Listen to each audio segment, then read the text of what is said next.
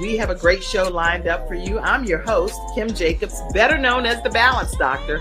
And all of our guests that come on, they're either people that have overcome some tremendous odds in their own lives as they balance this thing called life, or they're experts and they're here to share tips and strategies that will help you better balance and manage your life.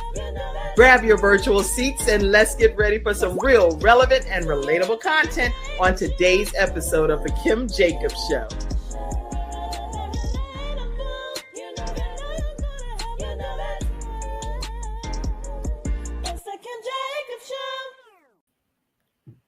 Everyone, it is the Kim Jacobs Show, where we're bringing balance to the world one household at a time. And today we're doing that with none other than Trinity Monaá. Hey Trinity, how are you today? I'm doing great. How are you? I'm doing even better because you are here getting ready to just help change lives and make lives better. I personally believe God gives all of us gifts and talents, and he expects us to use them to salt the earth. And when I met you, I was like, oh, I have to have her come on the show for sure. Thank you. So I'm truly honored.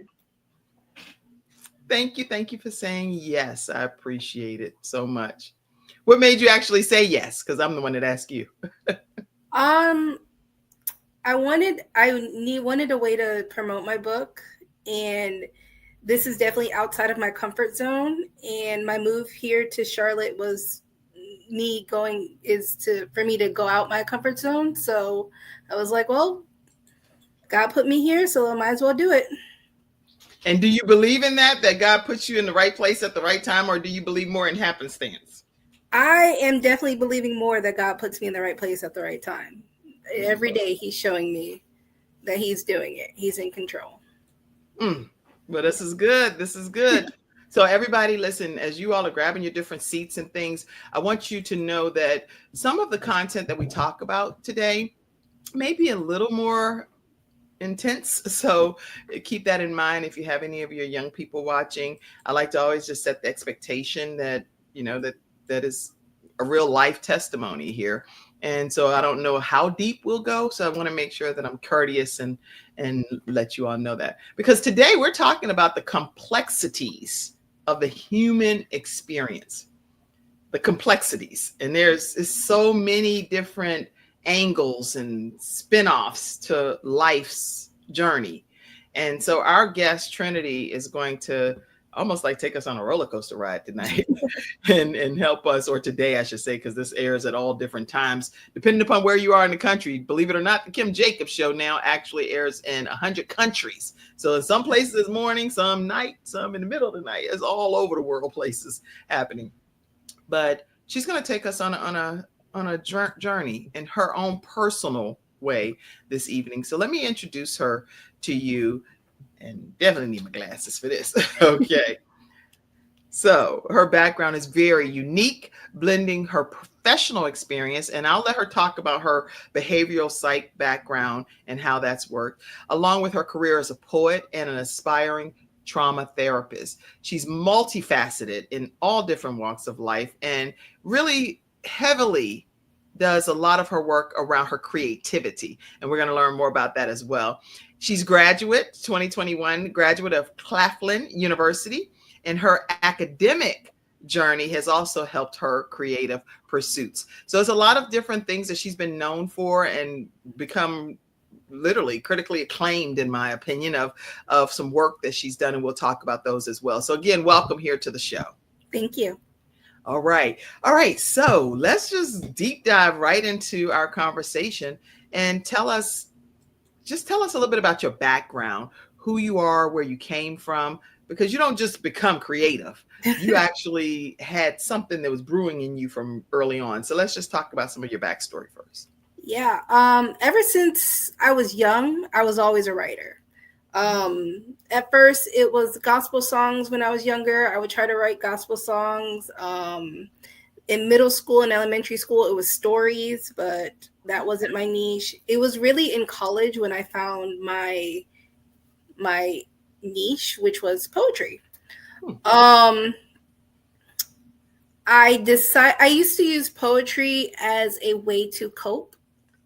I still do. And I figured I wrote the book because I was like, if I can cope with it, somebody else can cope with it as well. It That's, makes me feel less alone, and I can help others. yay. And so even though this was starting out as a personal journey for you, it's actually something that you knew would ultimately inspire other people. So you had to get it out. Yes, definitely had to get it out. That's good. And at what age do you say you realize that this is bigger than me? This is way beyond just Trinity Monaá. I think it was actually last year when people actually started reading, because it used to be just a small little book for myself. I never let anybody look at it. But then I let my sister read it, actually. Mm-hmm. She was like, oh, cool, I like this. I relate to this. And she actually read the poem and had a different perspective than what I did. And I found that really interesting and fascinating. And that's when I started allowing other people to read more of my poems. And a lot of other people had different perspectives than I did, or took something different from it. And I was just like, wow, different perspectives, different strokes for different folks. And I was like, maybe I should put it out to the world. Yes. And I'm so glad you did. And just so everybody that's tuning in knows, we're talking with Trinity Monaá, and she is the author of a poetry collection. All of the illustrations that are in this material, the book that the publication, she's formally done something personal with that. So how did all of the graphics come about that's throughout your poetry collection? The graphics is brand new. It was a new concept that I did about 4 months before I published. Yes. I like doing a lot of creative things. Like I make stickers, and I'm just learning how to make t-shirts and things like that. And I was dabbling in acrylic art and watercolors. Interesting. Yeah, and I started making canvases at first because one of my coworkers actually was like, I want this poem right here on a canvas on my wall. And I was like, I've never thought of that. So I was like, I looked at the poem and I was like, what do I think of? What picture comes to mind when I do that? And I made her the canvas, and she loved it. And then I was like, what other pictures can I come up with and create with my other poems? That's good. So that's what that's how I got there. Well, I actually have one of them. Well, I have the book. I have the actual book, but I have this image here. And I think that is so beautiful. The image is absolutely beautiful. And it says, it's one of your poems called Self-Love. Do you mind if I read it for a second? Yep, go ahead. All right. It says, I didn't love myself today. My clothes felt too tight, too loose, too wrong. I didn't love myself today. Looking in the mirror was too difficult, too unnerving. I didn't love myself today. Beauty wasn't in my vocabulary. Where myself and ugly are synonyms, I didn't love myself today. Showering felt too much, eating too little. I didn't love myself today, but I pray I do tomorrow.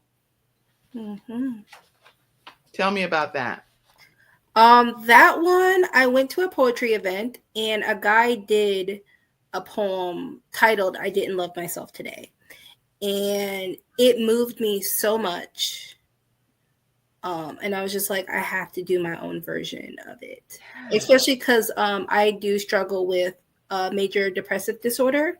So there's some days where I just don't love myself. So I wrote that poem just to inspire hope into me, to like, today wasn't a good day, but prayerfully another day will be better. I think I really like the fact, and we're talking again about how people balance all different aspects of your life. There are real people that I have coming here on the show, and regular, ordinary type of everyday heroes. that are inspiring you through their work of art or through the Mhm. poetry collection. And to hear your heart about that, I think that just really motivated me even more, because you're not putting on a facade. You're saying, some days I really struggle with this. Mhm. And because Yeah. I struggle with this, I have to ask for grace for the next day. I love that, Yeah. Trinity. I was silent for so long because, in the Black community, mental health is not a thing. So I was just like, you know what? I'm going to be true to myself, true to my struggles, and seek help. Yeah.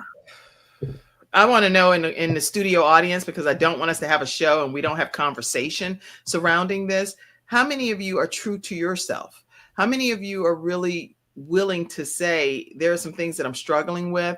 And maybe there's something even in Trinity Monaá's poetry collection that can truly help you on your journey, or hearing her today. Maybe you have questions that you just need her to answer because she's being authentically herself and sharing from a place of transparency. So please don't let today's episode go by and you not get your questions answered. I would like for you to tell us too, Trinity, about your journey from Claflin University to becoming a behavioral psych technician, because you're very proud of that Yes. title. Yeah, I am. Um, Believe it or not, I did not want to be a therapist or work with mental health in the beginning when I first went to Claflin. I wanted to be an FBI agent. I wanted to do forensic therapy. Forensic interrogations. Okay. I wanted to work with serial killers and find out why their brain ticks. But I met this one teacher, and he used to tell us about all his stories about working with veterans and working with children with schizophrenia, or children with multi-personality disorder, and it just fascinated me so much. Okay. And then I was like, well, and then I started taking more of his classes, more of his mental health based classes, and I was like, this might be it for me. Like, this is so interesting and so amazing to me. But it is hard to get into mental health, especially with a bachelor's degree. So I started with autism, working with children with autistic disabilities, and I love that. That was so much fun, despite the tantrums and the bad days. I absolutely loved it. But I knew that I wanted to go back into mental health, wanted to go back into helping people deal with their everyday struggles like I have. So my friend actually helped me find the job I was at. She was like, listen, if you want to do this, let's start sitting down, finding jobs, applying to jobs. And I got into the behavioral tech. I work at an awesome hospital, and I get to meet amazing people every single day that just are down on their luck one day. Like one guy, he was an amazing person and had all these big dreams, but just had schizophrenia. And like, just talking with them and just talking and really relating to them and helping them, and then watching them leave through those doors, never to return again. It's so inspirational, so inspiring. And I love what I do. That is so, I can feel it. I'm actually typing what you're saying, because I want to know, have you ever felt, anybody that's tuning in today, have you ever felt down on your luck, and how did you handle it? Because I think that how we handle it can determine what type of help we actually need, in my opinion. So I would love for anybody that has any input on ever feeling like you've been down on your luck, and what you personally did to have a better outcome for yourself. And so just please share it, because I think what you're doing right now on this show is going to help so many people, because you're painting the picture of somebody having a great day, then for whatever reason something happened, transpired, and they're feeling down on their luck, and that changes the trajectory of their lives. everything for them. Yeah. So talk more from that perspective. What are some of the things that you've been able to personally do in your role to help people feel more like they have hope? The biggest thing is just sitting there and listening to them. Just talking about their struggles, their everyday lives, how they view the world, and not coming from a place of judgment or, you know, you're crazy, here's some medication. Just sitting there and listening and making them feel like a human again. Because sometimes in the psych ward, it's just like, oh, they're talking mess, like just leave them alone. But then it's just like, yeah, but they're stuck in their brain. Yeah, Pulling them out of that. Yeah. I'm glad you're saying, I'm really glad you're saying that, because everyone wants to be heard. So I don't know anybody in the world that does not appreciate somebody hearing them out and listening to what it is that they are dealing with. Even if we think it's a valid issue or not, the point is they want to be heard, you know?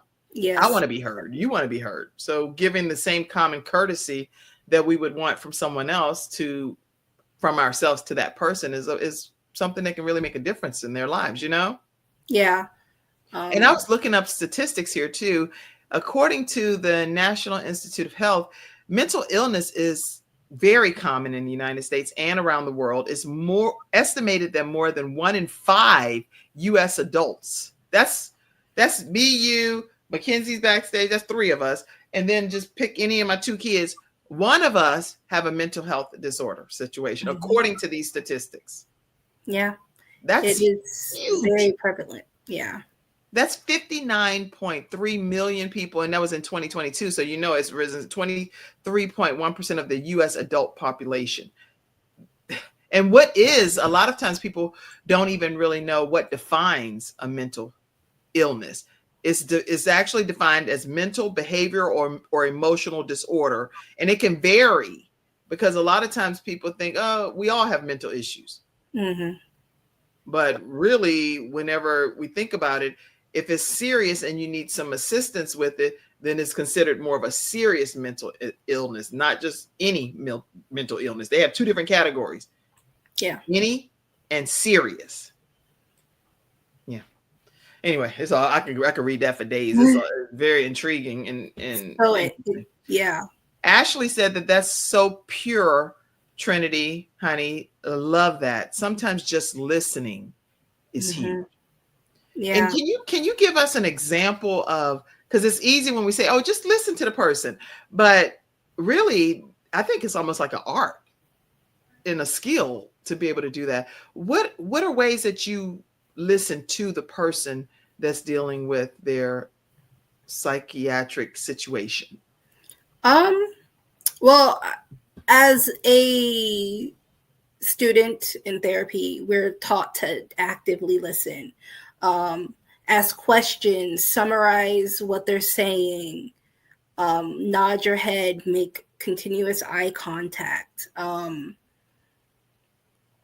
just be engaged, present in the moment. Don't let your mind wander, and allow yourself to be fully in the moment with that client or with that patient. I love that. Being fully in the moment with that client. Oh, absolutely. Ashley said, I am very honest with myself. And even when it stings, I'm so much better because of it. Being transparent, even with our own selves, and how we come across to people, how we handle people, is important for us to be able to have some necessary self-talk. It's like, Kim, you could have done that a lot better.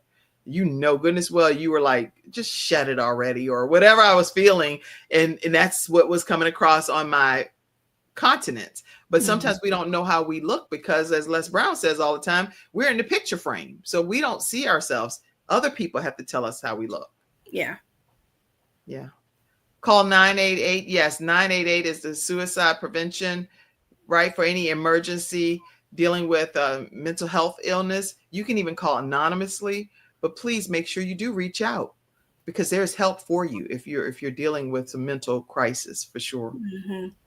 All right. So I'm eager to know too, what inspired you to merge your professional life and your creative passions? Because there are two ends of the spectrum. Yeah. Psych, behavioral, and poetry collide. You you would think they're two ends of the spectrum, but they actually go hand in hand. I mean, in a lot of, let me see, there's this thing called art therapy, and I love it. Actually, once I graduate, I want to start a nonprofit with my best friend in art therapy. But there's also a thing called play therapy, and I love that too. And sometimes people can't express themselves; they just don't have the words. I mean, like, there are some countries that don't even have a translation for the word depression. Mm. So you got to express yourself somehow. And if you don't have the words, then maybe you do have the pictures. I mean, we've been, as humans, as society, we've been coloring and drawing and doing hieroglyphics for the beginning of time. Yeah, So if you can't, I feel like if you can't express yourself with words, do it through pictures. that's good. Um, so yeah, they go hand in hand, really. That's And I have, like, if you can't tell them, at least you can show them. You know, mute people. They draw pictures. They write. They, that's good. you know, they find ways to communicate. You drew so many different. I'm trying to make sure I know I don't have all. I don't want to show all the images because y'all want to get the book, but you drew so many different pictures. What Yeah. made you put that particular picture with that poetry piece? For that one specifically, it was a sunflower, and Yeah. um I'm not the best at it. I'm not going to say that, but I love drawing sunflowers in any capacity. So I was like, I have to draw a giant or a collection of sunflowers. Other poems like Why I Write. It's a phoenix. I just Wow. there was I said in the line that I want my readers to come back from their dark places like a phoenix rising from the ashes. Yes. And Um, that's under the one why. And first of all, you guys, let me just put this image up. This book is filled with 102 poetry pieces, and they range from monster to sunflower to growing up to bruises to inequality to the missing piece to new beginnings to dirty fingernails, Easter eggs, you name it. Every aspect of how we balance our lives is in here in a piece of poetry for you to be able to read to your young adult children, to your children, so that they can know how to guard themselves. It's a lot of stuff in this book that everybody probably should have in your library, I believe. Thank you. Yeah. Yeah, so I really picked on the main point that I wanted the reader um to take hold of. Like, if there's nothing else, I want you to understand this part right here. And I made a picture out of that. So the main point of each of your poetry pieces, the main takeaway, you draw an image to reflect it. Yes. And yes. it is beautifully illustrated, because exactly what you just said is what happens. When I read one piece, I look immediately to see, well, what's the main point of that? Yeah. And then I know, oh, it's the moon and the sun. And you got to, I'm like, I feel like I'm watching a Lifetime movie reading the collection of this poetry collection, y'all. Okay. Let me stay focused. Do you have like a pivotal moment that happened in your own life that led you to become the voice? Because I really feel like you are a voice and a force to be reckoned with when it comes to mental health awareness. Thank you. I won't. Well, once I realized my role in most of my relationships, I think that was the pivotal moment, because ever since I was young, I was the go-to person to talk to. Trinity has the best advice. She may not have gone through it, but she knows how to help you through it. She's your biggest advocator. Trinity, if you need something to help you, she'll have the resources. And if she doesn't have it, she'll figure it out and give it to you. And I did it naturally. So once I finally realized, hey, this is something I do naturally, why don't I just do it intentionally now? Yeah. So once I started doing it intentionally and actually like putting my all into helping others, it became second nature. So when you say intentionally, because a lot of times people really don't know how to be intentional about making something become a reality. What did you do to be intentional versus I'm writing it, it's mine, I'm hugging it, I'm loving it, I love what I've done, but nobody else ever benefits from it except for by mistake. Your sister encourages you type of thing. At least that's what we think. It's not by mistake. It was by God's divine order that she finally said, this has to salt the earth. It has to salt the earth. Okay, so what made you become intentional versus private? When I started writing less from my experience and more from others' experiences, that's when I became more intentional. Like, there are some poems in here that I don't connect with because I wrote it from a place of my friend's struggle, or I wrote it from a place of what I've seen, what I work with, what I work through. Oh, okay. So yeah, I think I'm very empathetic, and I'm able to walk in other people's shoes very easily. So it inspires me in my writing. And that's when I became more intentional. That's really good. And I want to know from in the studio audience too, what are some things that you're being intentional about regarding your life? Are you intentional regarding your career? Are you intentional regarding your health? Are you intentional regarding how you handle your relationships, your family members, your loved ones, your spouse, your significant other, your life partner? What are you really intentional about that you're proud to say, I put really strong effort into this? I would love for y'all to be able to share some things. And so your poetry pieces is something you're intentional about. Anything else that you want to share that you really feel like I'm intentional about this as well? My art. Yes. Even though I'm not the best, like I'm not going to say I'm the best writer or I'm the best painter or anything. You might as well claim it, baby. You can get an award. So stop putting it out in the atmosphere that you're not, because you look here. I don't know a lot of people that have 100 pieces that talk from love, pain, mirroring, personification, pain, avoidance, how you change your mind. I don't want to die, but I'm just tired of living. It's a lot of different pieces in here. Yeah. Lots of pieces. Yeah.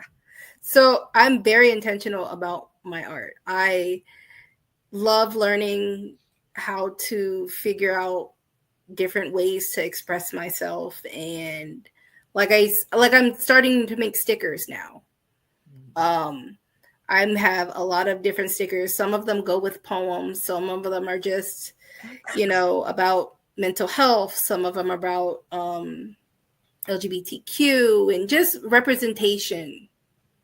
Different types. I talked about this on Sunday, even though I was talking about Pentecost Sunday is what I was actually talking about, and how the fact that on the day of Pentecost, when we were all, I say we, because I feel like I'm in the upper room myself. I felt like I had an upper room experience at my church service, but being in the upper room and being on one accord, and how all of us at that time allowed God to be able to have the Comforter be there for us to be able to evangelize and help encourage other people to come to learn about Christ.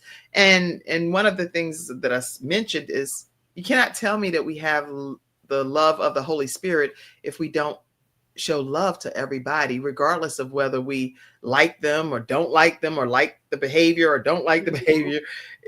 We should be an example of God's love and grace and mercy to people, so that they can then learn more about Christ and what the expectations are, so we can get cleaned up in whatever areas that we're all lacking, because we all have some areas that we're lacking in. I don't know why I got sidetracked. You said you said something so that made me think of that. I am a big supporter of underrepresentation. So if there's any way that I can, help represent or get that voice out there, get the word out there, I'm going to do it. So, yeah. Well, I'm a big believer in God's word and honoring what the word of God says pertaining to all of our lives. And there are things that I have in my life that when you look in the word of God, is not pleasing to God. So it's just, if you come on that Sunday, you're going to hear that too, because that's not necessarily something that's pleasing in the sight of God or whatever. But I think, a lot of times we're eager to just grab hold, as my grandma would say, to things that we're good at. And then everybody else is like, poof, poof, poof, get away. Yeah. You're not good in that area. Well, what? Who are we? You're not God. Stop it. Okay, anyway, let me carry on. Okay. So I also wanted to find out, I was trying to think of like a variety of things that you recently got an award. That's what I wanted to talk about. For one of your poetry pieces, The Rabbit Hole, won what place? First place. And you're not, let me put my glasses sideways. You said this is not the best work. What is a higher place than first place? Tell me. Nothing. So, do you think that there might just be a possibility that, according to this work and body, that The Rabbit Hole won first place? Yeah. I actually wasn't even going to enter the competition when I did, because I was just new to poetry, and I was like, I probably shouldn't do it. Let me just wait another year and then I'll do it. But my poetry teacher was like, no, this is amazing. Submit it. And it was right before COVID happened. And then COVID happened, and I didn't even know I won until like, a year later, because our school dispersed and everything happened. And my teacher actually told me in class, like, hey, did you know that you won this award? And I was like, what? Actually, the prize money came before they told me. That's how it happened. The prize money came before they told me, and I was just like, what is this? Why do I have this money? Yeah, it was really weird. And then you got notified. Then you won first place for your piece. How did that emotionally charge you? As far as, were you motivated, excited, overwhelmed? What were you? It was unreal. It was like, what? Me won first place? And I'm in a class with like 20 different amazing poets, and I'm like, wow, I won that? In the poem, they were like, it's so deep and it's so this. And they were like, oh, how long did it take you to write? And I'm just like, 5 minutes. Like, I don't know. Wow. Yeah. So something that took you 5 minutes has impacted so many people.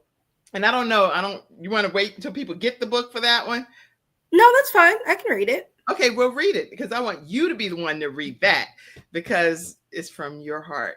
And it won first prize. So before you read it, I want y'all to put in the comments that, put rabbit hole, hashtag rabbit hole. Somebody got to do something.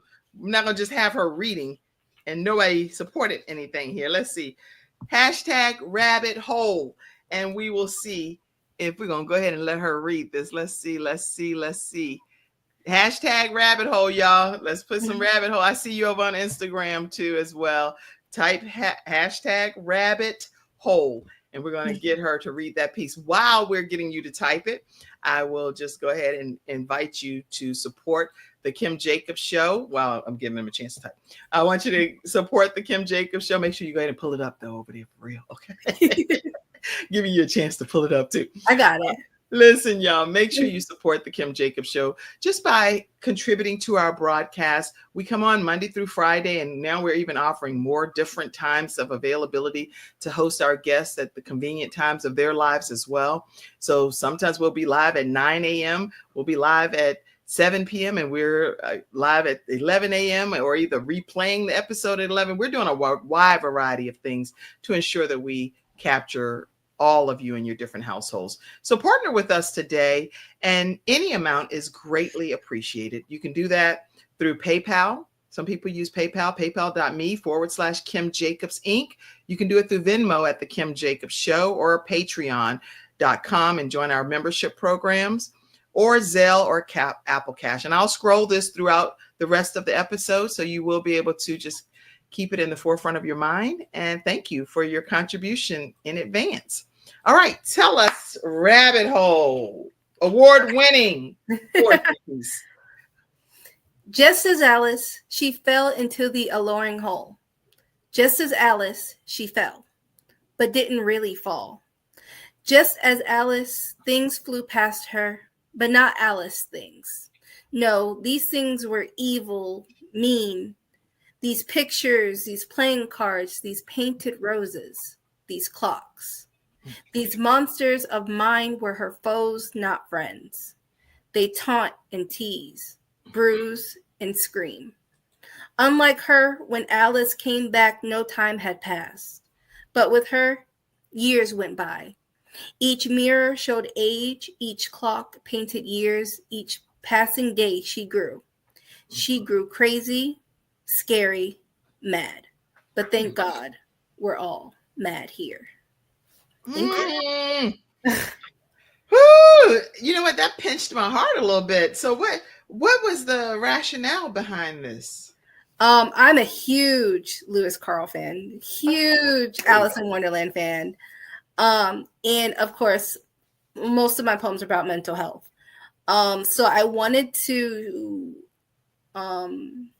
use the two in parallelism to show how mental health affects a person. Yes. And to show like they're there physically, but mentally they're not there at all. And with this poem, I see like I had people with schizophrenia, multi-personality disorder, all those in mind when I wrote it. Yes. And I wanted to show like, I wanted to show how mental health really can take away a person's years. My gosh. Listen, when I saw this image, this is the image that's in there. Yeah. And it sends chills over me to see this particular image associated with this piece of work, because what it reminds me of, and well, I gotta be careful. It's a person. I'll just leave it at generic. And I asked this person that was diagnosed with autism. I said, well, what changed? It's like all of a sudden you're like a whole different person. I don't understand what happened. Before you were like this, and now since you've been diagnosed with this, you're like fitting into the mold of what all of the statistics say that comes along with that. And the person said, that's because I was trying to be what everyone else wanted me to be. Yeah. And now I can be true to myself. I can just be me and know that finally maybe somebody believes whatever it is because there's an official diagnosis. I say that to say there are so many people that are masking their situations, and your poetry will give people the freedom to unmask themselves. Yeah. I really wanted people to see like you're not alone in this, and it's okay to struggle. Yeah. And it's okay to not be okay. Yeah. I feel better being around you. I literally just recently met you, and I was like, immediately, I just happened to sit beside you at the event, right? Yeah. And I was like, who is this that I'm connecting with this? And hearing our conversation, and I felt like I just feel better because I'm beside her. Thank you. Yeah. So, Thank you. so that's the impact that you have on people. I've actually had a patient tell me that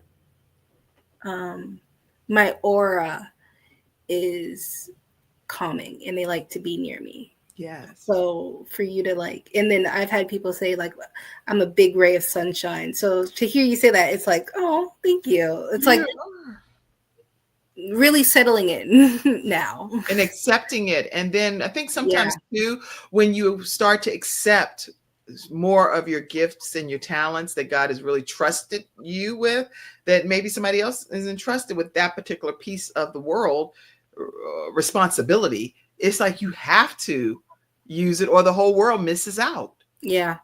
So it's like you're depriving all of us if you don't use your gifts and your talents. Yeah. Anyway, I don't know. You're like, girl, we ain't in church. Go, let me just finish. No, I love it. Yeah, so this is just really helpful. I would like for you, Mackenzie, backstage. She's backstage helping me. If you would please pop some of the studio audience comments up, I'd greatly appreciate it. And let's see what some of the people are saying backstage. I mean, in the studio audience. Let's see. And then in the meantime, too, many of your poems explore depression and anxiety and loneliness. Why was that so important when you were writing on your pieces? Well, I used to say I write sad pieces because not everyone knows what happiness is, but everyone knows what sadness is. Oh my gosh, that's so true. Yeah, so not everybody can experience happiness, but everybody knows what pain is. Everybody knows what it feels like to be lonely. Everybody knows what it feels like to be down and down on your luck and everything. So I wanted to come at a place of commonality. Wow. And I wanted to get on their level and then bring them up. Well, I think this answers one of my next questions, which is I really wanted to understand the process as far as, does the poem come first or the emotion of the poem associated with it come? But now I think you just answered that. Does the actual Honestly, poem? it depends. Okay. It really depends. Sometimes the poem comes first, but usually it's like, if the poem comes first, it's something that I was feeling that I didn't realize I was feeling. So it brings it to light. The poem brings it to light. And it's just like, oh, that's something I got to work through. Let's pinpoint that emotion. Or like my best friend, she has, if I tell her I'm feeling sad today, she immediately brings out the emotion wheel. Which one are these feeling? You said you're feeling sad. All right, let's go underneath it. Is it really depression? Is it really loneliness? Is it really this? Is it really that? And then we get down to the basics, the basic 6 emotions. And that's how we work through our mental health issues. So sometimes when the poem comes first, I'm just like, okay, emotion wheel. This poem sounds like anger. Okay, what's under anger? How am I actually feeling? Wow. And then when the emotion comes first, it's like I'm lost in a trance, and it's just the pen and paper. And it's like whatever comes out, and I'm unapologetic about it. So this, what you're saying, is so important, because there are ways then that you would need to protect your vulnerability when it comes to your own emotional well-being. Because when I've been reading through this sucks you into that world of that particular piece that you've written. So I'm immediately, because I used to be in young authors conference and all kind of stuff when I was a kid. So I love reading, and Judy Blume, Beverly Clear, all them people. Yeah. Anyway, I love it. So when I'm reading this, I feel like I'm being taken into the journey of that particular poetry piece that you're and it's emotional, it's laughter, it's every piece of the emotion wheel is there. How do you protect your own vulnerability and emotional well-being writing stuff like this? I don't. I allow myself to be completely raw. when I'm writing. I feel like that's the only way it's complete. Like I have stuff in my archives. I'm just like, that's like the surface level. Right. We need to go deeper. We need to actually hash this out. We need to, me and the pen versus my brain and my depression. Like we gotta get through it. Right. And so wow. All my poems shows are a piece of me. They're my children, they're my babies. Each poem you can read, you find a part of me in them.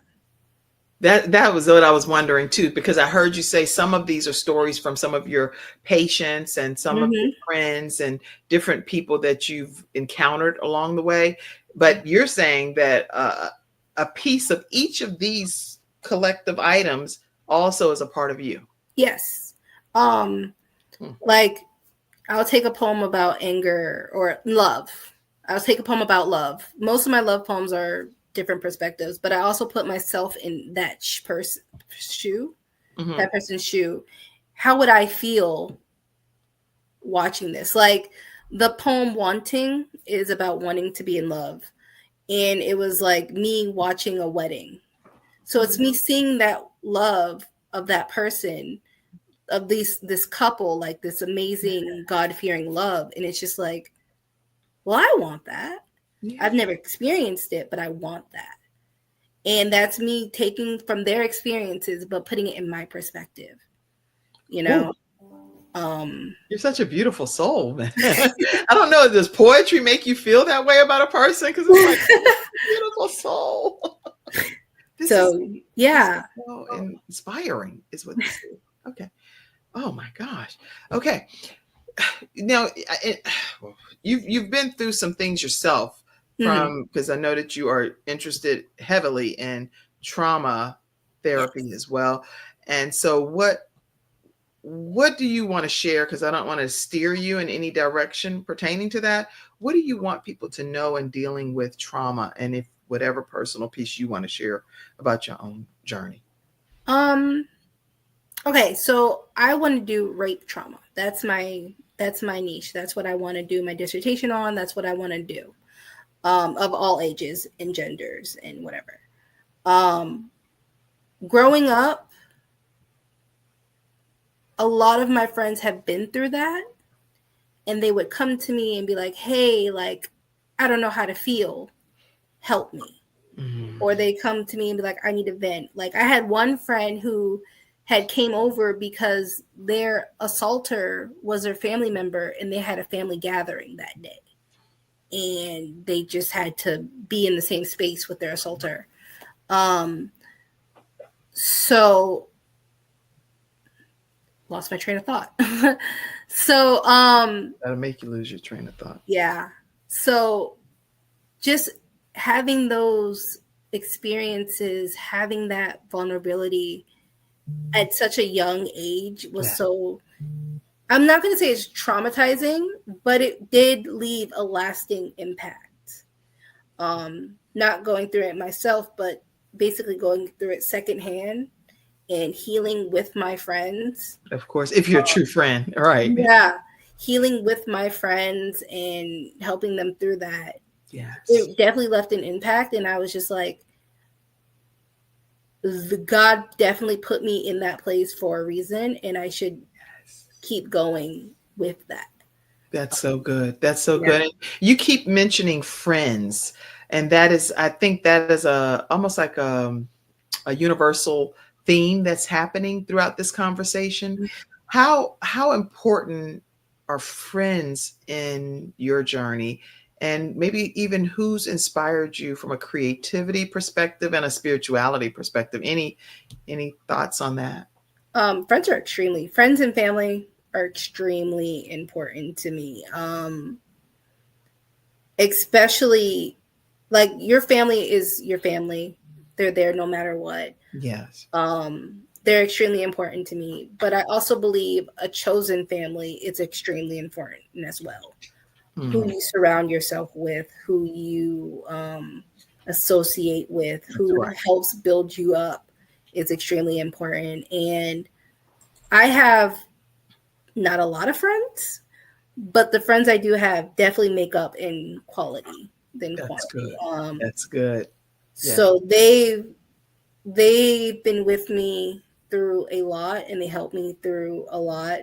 And even friends that I've had when I was younger that we don't talk every day, they're still like, hey, congratulations on that book. Like, that's amazing. I knew you would always do that. So like, even though they're not there with me every day, I can still fall back on them. That's right.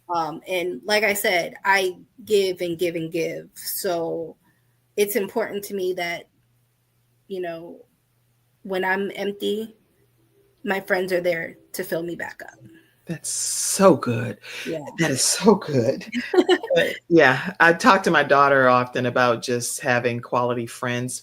And I think personally, she just would rather be without, maybe if she can count on her hands type of thing only, without dealing with people that she feels like they don't have her best interest at heart. Yeah. And especially if they have certain, you know how people have like bonds and things that you say, this is our honor code and this is what we're going to do. And then if one of you don't honor that, then in her opinion, she's like, that cannot be my friend because they don't have my best interest.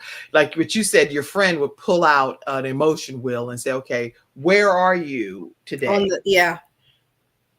That's huge. That's a friend for life. Yeah. Because they're looking at it and saying, where are you falling with your emotions on this wheel, so I can determine how I can help you, or if I need to get some outside intervention. Yeah, I love your friends. I tell them I love them just as much as I love you already. So it's like, hey friends, how y'all doing? Who inspires you from a creativity perspective and a spirituality perspective in the studio audience? Please put whoever it is. I know for me, my mom inspires me. And a lot of times when you say your mom, it's like people say, oh, you know, that's a generic answer. No, my mom is one of the most compassionate people, full of grace, full of mercy to every person she encounters. I'm like, that can't even be humanly possible, but it really is with her. Once you meet my mom, she would actually... you'll be like, oh, I love her too. She'll get your name, your address, your birthday. You send your birthday card. I'm like, oh my gosh, my mama is something special. So she really does inspire me a lot. Yeah. She's a dream come true.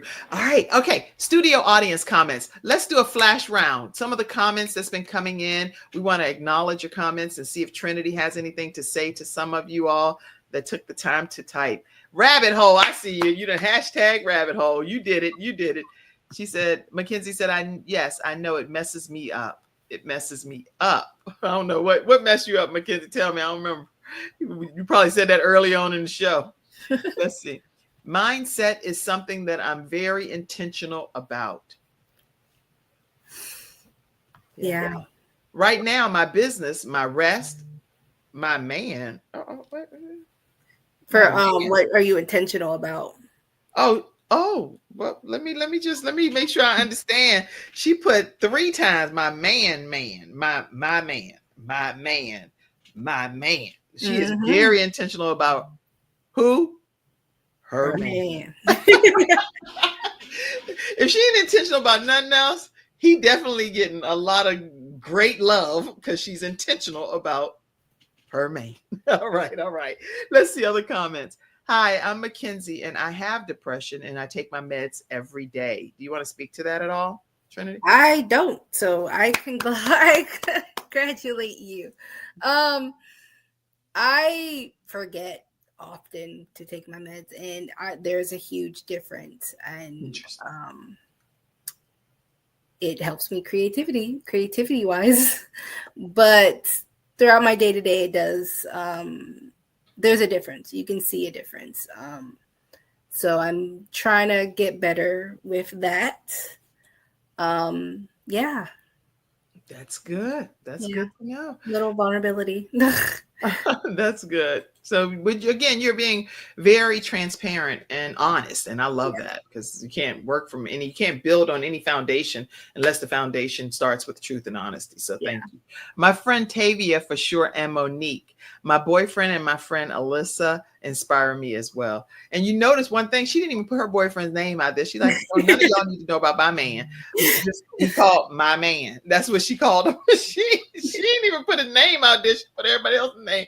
Tavia, Monique, my boyfriend, and my friend Alyssa. So she kept the boyfriend name like, call him what you want to call him because he's what? My man. All right. You having the show at 3 times is very confusing. Oh, got me all messed up, Kim. I know. Mackenzie's so funny. She's like, what time we going live today? I said, we're going live today at 7. We're going live at 9. But at the end of the day, at 11 a.m. every weekday, you'll be able to see, like this episode, you'll be able to see it at 11 a.m. tomorrow. So either way, you're going to always be able to catch the show at 11 a.m. for sure. All right. Let's see.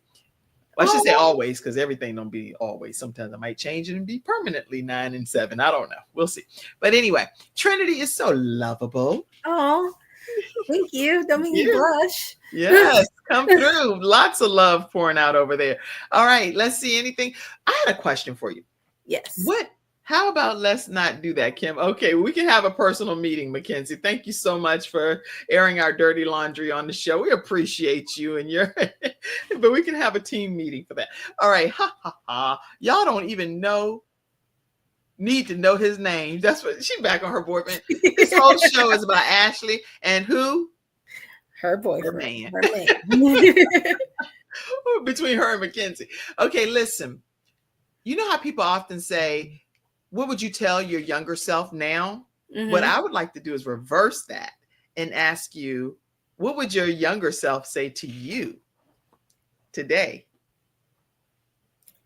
I